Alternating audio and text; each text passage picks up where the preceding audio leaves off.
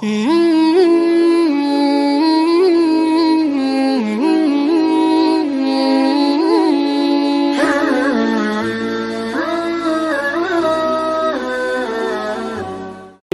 is the phrase, and none shall attack the Kaaba except its own people? This is a blessing from Allah and a sadness to us. The blessing from Allah: no non-Muslim army will ever attack Mecca. Alhamdulillah. This is a blessing from Allah.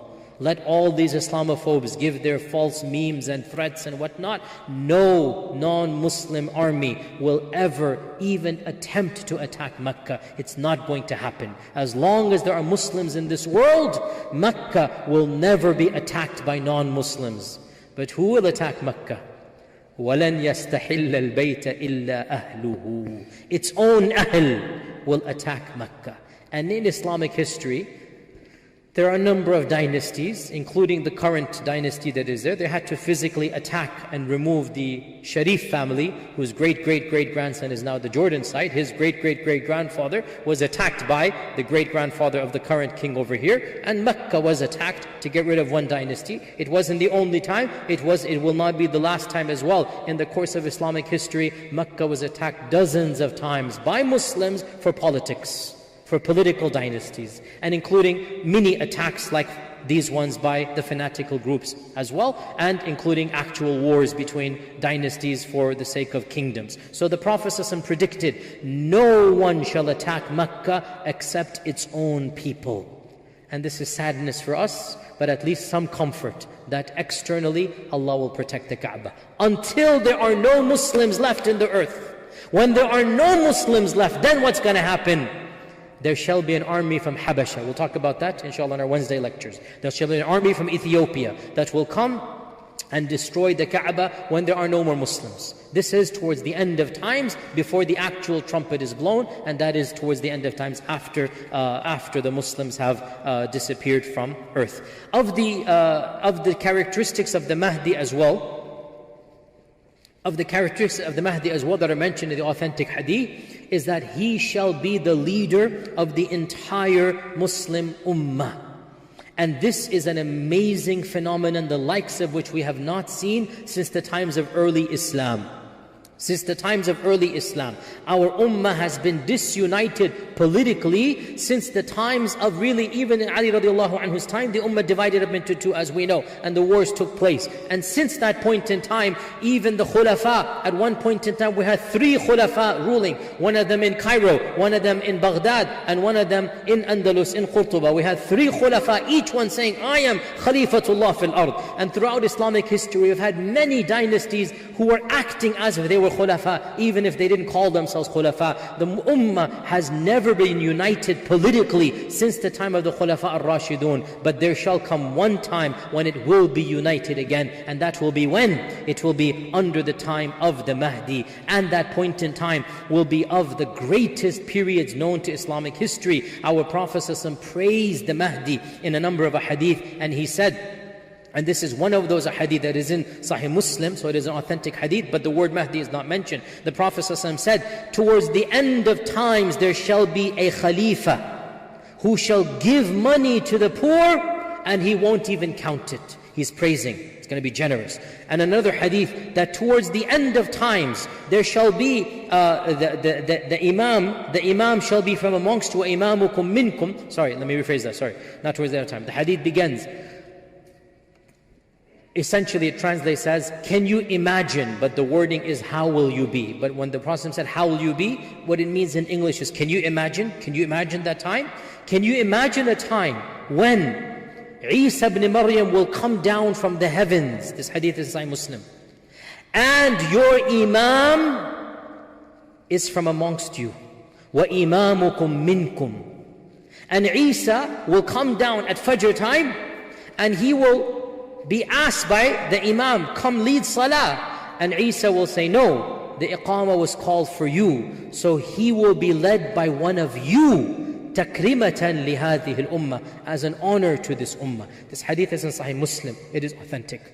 Does it mention the word Mahdi? No. What does it mention? وَإِمَامُكُم مِّنْكُمْ.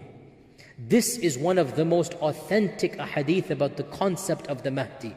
Who will have the honor that Isa will come down and he is the Imam?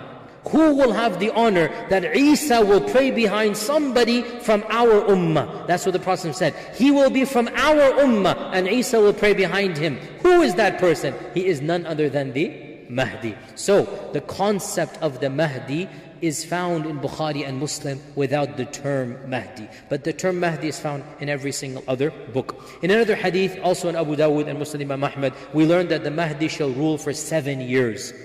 In the authentic hadith it says, he shall rule for 7 years. So we have a time frame as well, that the Mahdi will be powerful. The Mahdi will not be alive because he's going to be alive for many years, but he will rule for 7 years. So he will establish his authority, his dominion, and he will rule for 7 years. We also learn, and this hadith as well is in Sahih Muslim, so this is another one of those hadith that mentions the Mahdi indirectly. We also learn that there shall be a great war taking place, and the Muslims will be successful, and a rumor will be spread that the Dajjal has come out. So their Imam will take the army to try to find Dajjal, but it will be found that the rumor is not true. When they have found the rumor is not true, lo and behold, Dajjal will come at that point in time. So we learn from this, again the word Mahdi doesn't come. We learn from this, when will the Mahdi come? Before Dajjal. If you attended on Wednesday, my lecture series I'm giving, I said the Mahdi is the last of the minor signs that links to the major signs. Now you understand why. The Mahdi is the last of the minor signs that links to the major signs. In the time of the Mahdi, Dajjal will come. The Muslims will attempt to fight Dajjal back and forth. Will they be successful? No. No one can kill the Dajjal, not even the Mahdi. Who can kill the Dajjal? Only one, and that is Isa ibn Maryam. But what will the Mahdi do? The Mahdi will provide peace and stability for the people with him. Those that are with the Mahdi, some protection will be given. Some safety will be there. And they will be running and fighting in various places. Many will die shaheed, but the group will still be there. Until, the hadith mentions in Sahih Muslim, this one, this army will be in Damascus, in Damascus. And they will be praying in the Umayyad mosque. The hadith doesn't say Umayyad mosque, the hadith says, عند المنارس البيضاء, with the white minaret.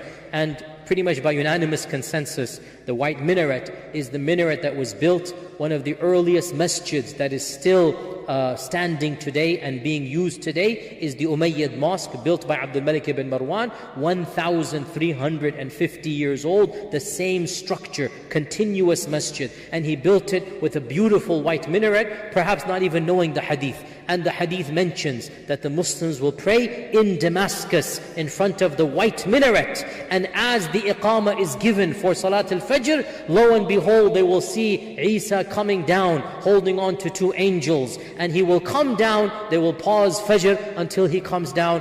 You don't have to ask identity when somebody comes from the heavens, okay? It's pretty obvious who that person is going to be. You don't have to wonder, already the Dajjal has come, already things have happened, they're waiting for him to come. They're literally waiting, when is Isa gonna come? So they're there in Damascus waiting. When he comes, they know exactly who it is. So as soon as he comes down, the Imam, hadith doesn't say Mahdi, the Imam, your Imam, will offer him the salah, and he will say, no, the iqamah was given for you, you go ahead and lead. And then, after this, there is no mention of the Mahdi whatsoever. This is the final mention. Why? Because obviously with the coming of Isa, the Mahdi is eclipsed now. The job of the Mahdi is done. Does he live longer? Does he die right after this? Is he alive to see Dajjal killed? Not a single peep in the hadith. Nothing. Goes silent. We don't know. Nobody can say anything. He might be alive till the end of times. He might die a natural death right after Fajr. We don't know. His role is gone. His job has been done. What was his job? For those 7 years, to bring stability and izzah at a time of great tyranny. The world is having global issues. The Muslim Ummah is on the decline, and the Mahdi will come and cheer people up and make people realize there is hope, there is khair. Those who stick with him, they will be united with the Ummah, and there shall be peace where he is until the Dajjal comes. When the Dajjal comes, the Mahdi will just do whatever he can, waiting for Isa to come, and then Isa alayhi salam will come and take over.